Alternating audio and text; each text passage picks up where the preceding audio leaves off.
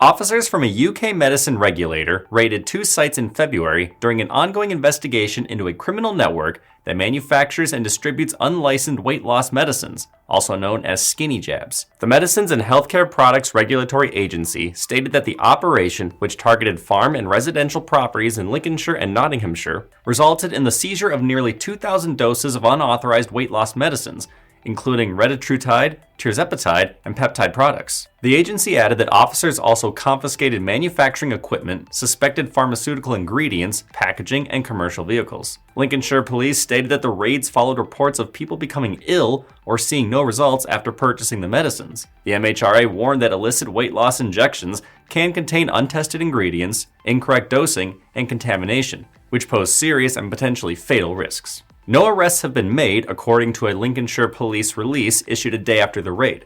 The UK's immigration enforcement and Lincolnshire trading standards also supported the operation. The raid comes nearly 4 months after the MHRA stormed a warehouse in Northampton to dismantle a major weight loss medicine manufacturing facility. During the search, MHRA officers seized weight loss products with an estimated street value of over $335,000. The MHRA believed it was the largest single seizure of trafficked weight loss medicines by a law enforcement agency worldwide. The US FDA has also highlighted the risks of unapproved weight loss products, issuing warning letters to companies distributing active pharmaceutical ingredients such as retatrutide and certain other GLP-1 drugs.